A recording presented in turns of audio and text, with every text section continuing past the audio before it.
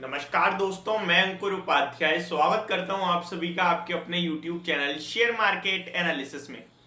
दोस्तों, कल की भारी गिरावट के बाद कहीं ना कहीं लोगों की उम्मीद थी कि बाजार आज रिकवर करना चाहिए, क्योंकि यूएस मार्केट में हमने एक हल्की सी पॉजिटिविटी देखी।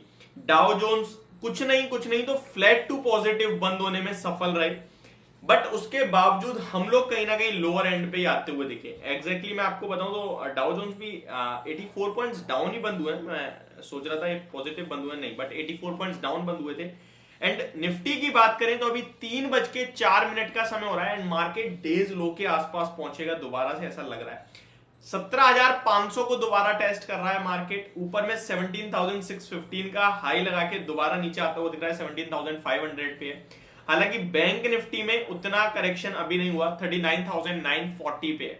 ये बाजार में गिरावट कब तक चलेगी? एक हमारे व्यूअर है जिनका कमेंट था कि भाई मैं बाजार में बिल्कुल नया हूं, ये interest rate hike, rate cuts, RBI की एमपीसी की मीटिंग और फेड मिनट्स, ये सब मेरे समझ में नहीं आते हैं, तो प्लीज एक बार आसान भाषा में समझा दीजिए इसका क्या मतलब है, कितना इंपैक्ट करता है और कैसे करता है। तो अगर आपको ये सारी चीजें पता है बहुत अच्छी बात है, नहीं पता है तो मैं आपको 2 मिनट के अंदर अंदर समझाने की कोशिश करता हूं। यूएस मार्केट गिरा इसलिए क्योंकि उसको डर लगने लगा है कि दोबारा से इंटरेस्ट रेट हाइक होंगे, और सिर्फ एक बार नहीं 2 बार होंगे। थोड़े दिन पहले ऐसा लग रहा था कि इन्फ्लेशन हो रहा है थोड़ा कम, रिलीफ आ रहा है, यानी महंगाई कम हो रही है, और अब जो इंटरेस्ट रेट है वो एक बार हाइक होंगे, वो भी मैक्सिमम 25 बेसिस पॉइंट की उम्मीद थी। लेकिन रिसेंटली जो इन्फ्लेशन का डाटा आया और जो कमेंट्री दी फेड चेयरमैन जेरोम पॉवेल साहब की, वो काफी हॉकिश रही, जिसके बाद ऐसी सबने उम्मीद जता दी कि अब कहीं ना कहीं जो इंटरेस्ट रेट है वो एक बार नहीं 2 बार हाइक करेगा अमेरिका, और 25 बेसिस पॉइंट नहीं 35 या फिर 50 बेसिस पॉइंट का इंटरेस्ट रेट हाइक होगा, यानी ब्याज दरें और बढ़ेंगी। अब ये साइकिल समझिए, ब्याज दरें बढ़ने से बाजार को इतना डर क्यों लगता है?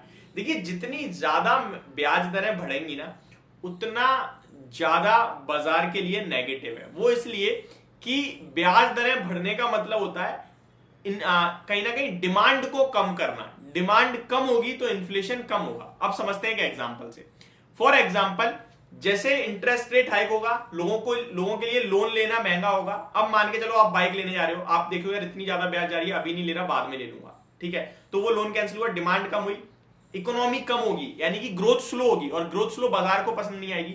लेकिन ग्रोथ स्लो होगी तो डिमांड कम होने के चक्कर में क्या होगा, इन्फ्लेशन घट जाएगा, जो बाजार करना चाहता है वो हो जाएगा। तो इस तरीके से साइकिल होती है।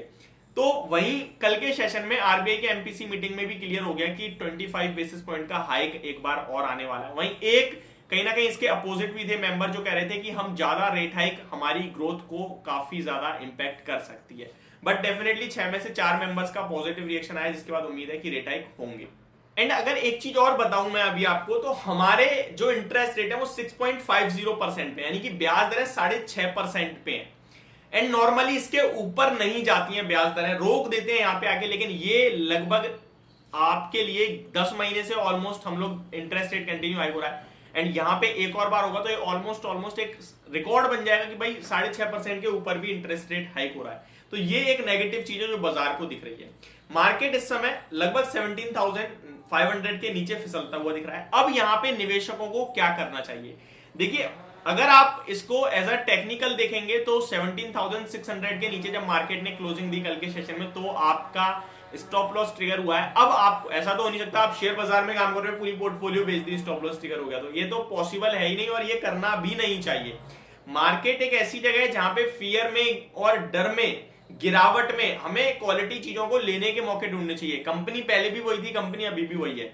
मार्केट की करेक्शन में गिर गई है, आपको लेने चाहिए। नंबर्स अच्छे आ रहे हैं, रिजल्ट्स अच्छे हैं, फंडामेंटल्स अच्छे हैं, बैंकिंग स्टॉक है तो फिर उसकी लोन ग्रोथ अच्छी हो रही है, उसका एनआईआई बढ़ रहा है, एनआईएम बढ़ रहे हैं, तो आपको खरीदना है। ये सब चीजें देखनी है आपको, और इसी के लिए मैंने एक कोर्स भी बना रखा है, how to analyse fundamentals of equity market नाम है, जिसमें 5 वीडियोस मैंने आपके साथ शेयर करी है।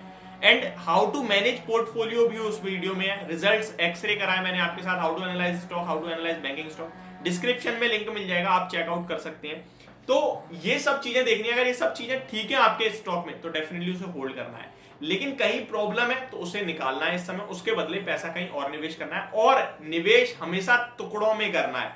गिरावट में कभी भी एक बार में पैसा नहीं लगाया जाता, मैं आपको बता दूं। हमेशा स्प्लिट करना है अपने पैसे को। 1 लाख है, 20-20 हजार करके 5 बार में कर दो, 30-30 हजार करके 3.5-3 बार में कर दो, जैसे आपको दिल करे। आपको जितनी ज्यादा गिरावट दिख रही है, स्प्लिट उतने ज्यादा बार कर दो। सिंपल सा लॉजिक है। गिरावट में बाय ऑन डिप्स, इससे 2 फायदे होते हैं। एक, आपका मानसिकता, आपकी स्ट्रेटेजी क्लियर हो जाती है कि मुझे गिरावट में डरना नहीं और खरीदना है, क्योंकि मेरा पैसा पड़ा है, ठीक है।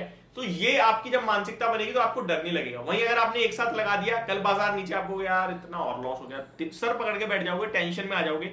2-4 दिन और गिरा तो आप वो लॉस में बेचोगे। तो इससे अच्छा है टुकड़ों में खरीदना है आपको। यहां अपने स्टॉक्स को रिव्यू डेफिनेटली करना चाहिए आपको। तो ये मेरा व्यू है इस समय। एंड क्वालिटी स्टॉक्स को डेफिनेटली लेना चाहिए। इसी क्वालिटी को देखते हुए मैंने 5 स्टॉक्स अपनी तरफ से पोर्टफोलियो के लिए सजेस्ट करें हैं। वो भी आपको फंडामेंटल्स ऑफ इक्विटी मार्केट वाली वीडियो में अवेलेबल है वीडियो। एंड अगर आप 5 स्टॉक्स अलग से देखना चाहते हैं तो डिस्क्रिप्शन में लिंक मिलेगा, टॉप 5 स्टॉक्स करके, वो आप देख सकते हैं। वहां पे मैं आप सभी के साथ मार्च के लिए 5 स्टॉक्स की लिस्ट भी कहीं ना कहीं शेयर करूंगा, आज या फिर सैटरडे को, मार्च के लिए, केवल 1 महीने का उस पर व्यू हुआ। तो ये मेरी वीडियो, होप आपको समझ और पसंद दोनों आई होगी। Thank you so much for watching this video. Have a great day.